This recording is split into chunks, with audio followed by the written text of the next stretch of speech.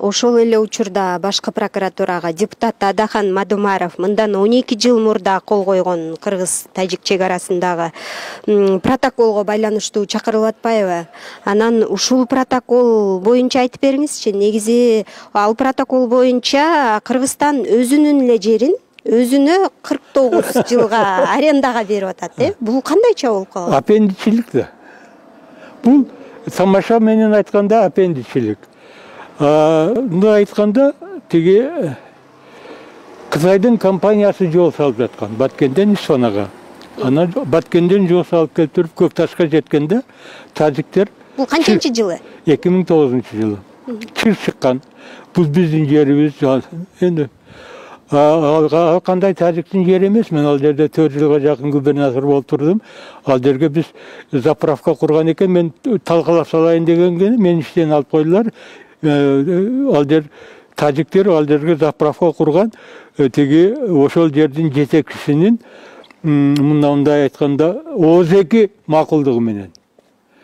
Тиги кат жүзүндө макулдугу жок да, ооз-2 бул Кыргыздын жери, мага жана 4 көчөдө заправка бар. Ошо салууга уруксат берди деп, ооз-2 уруксат алып, анын да кызыкчылыгы болсо керек да, бар. Кызыкчы. Ошондуктан мен көрүп калып турганан бузайын деген ойдо мени иштен алып койдулар, мен аны талкалап жок кылат элем. ооз-2 суранып кылган да, ооз-2 Кыргыздын жери деп. А эгерде жазуу түрүндө болгондо бул факт болмок да. Муну ошондуктан ал Кыргызстандын жерине тиги Кытайлар ошол жерге барып келгенде, тажиктер бул проблеманы көтөргөндө, эмне үчүн шашылып барып, мен таң калганым, эмне үчүн шашылып барып, бул жер тажиктики деп 275 метр деп, жок, кеп 275 метрде эмес, ал сайдын кеңдиги ошо жол өтө турган жердеги. Андан ары жиги Головной деген бар, водозабор. Ага чейин 2 километрге жакын, андан да ашык. Ошо территория бүт тажиктер отурукташып албадыбы 2009-жылдан кийин. Протоколго кол коюлгандан кийин. Ал айтат, мен 270 метр. Жок, сен бардыгына бул сайды тажиктин жери деп кол коюп койдуң протокол. Миңдеген семья, Мачай айылынын миңдеген семьясы отурукташып, берки Көкташтагы тажик айылдар, бир көчөдө Көкташта кыргыздар жашайт, бир көчөсүндө тажиктер кошулуп албадыбы?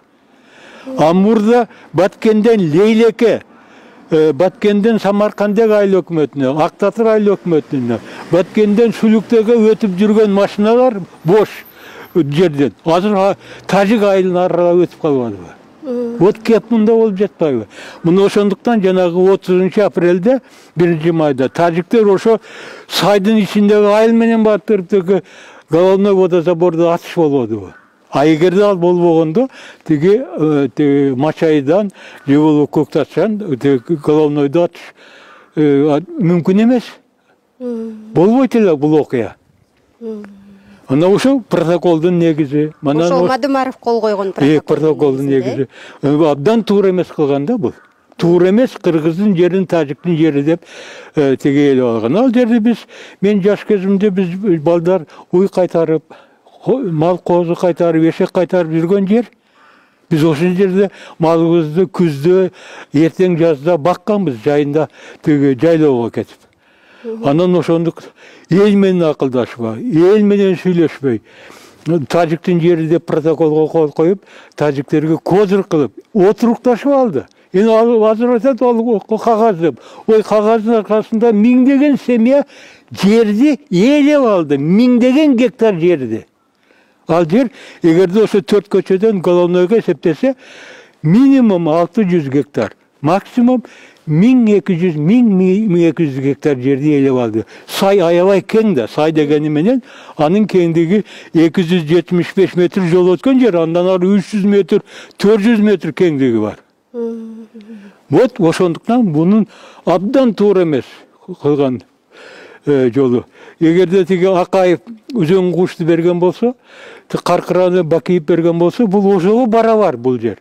Алар тоо экен, ал тоо жайлоо. А бул эл жашап жаткан жер, тиги Лелек районуна, Сүлүктүү шаарына, Самаркандагы айыл өкмөтү, Ак Татыр айыл өкмөтү, Аксай айыл өкмөтү Баткен районун анклав кылып койду. Мен ойлодум эле 49 жылдан кийин шлагбаум коет деп. Муну 12 жылдан кийин уже тосуп жатат. Эртең шлагбаум коет. Булардын акысы бар ага. Ушул протоколдун айланасындагы маселе буга чейин мындай көтөрүлгөн эмес да. Азыр көтөрүлүп жатпайбы? Анын мунун себеби эмне болуп атат? Эмне үчүн мурда көтөрүлгөн? Себеби жетекчилерибиздин боштугу, жетекчилерибиздин кыргыз мамлекетине, кыргыз элине, кыргыз жерине тиги жасаган мамилеси, кыргыз элин баалабагандыгы, кыргыз жерин баалабагандыгы мурдагы жетекчилердин. Вот ушунун результаты болду. Ошол себептен турбайбы, же азыркы учурда ушул тажик тарап ошол протоколду көтөрүп чыгып атабы? Ал протокол мен 2009-жылдан бери протоколду 100% ишке ашырды тажиктер. Отурукташып алды.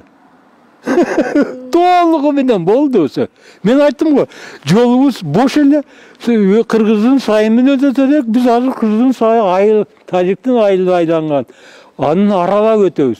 Түндөсү азыр сүйлөсөм, элибиз айтат, түндөсү өтпөйбүз, коркобуз. Күндүзү гана өтөбүз дейт. Ал тажиктик болгондон кийин биздин пограничниктер да ал жерге киргизбейт.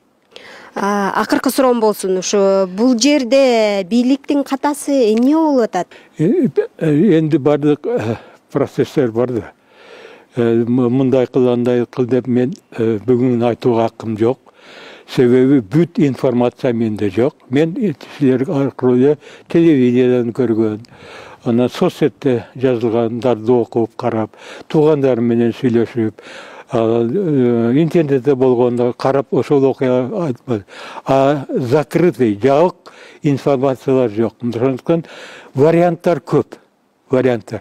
Бирок эң негизги активдүү билген азаматтарды ошол жерде чегара боюнча аракет кылып, анан кийин тиги эч убакта кызыкчылыкты, кыргыз элинин, кыргыз жеринин, кыргыз мамлекетинин кызыкчылыгын унутуш керек эмес. Эч убакта унутуш керек эмес. Тажиктердин Баткен Лелек районун ээлеп алам. Аларга суусу керек.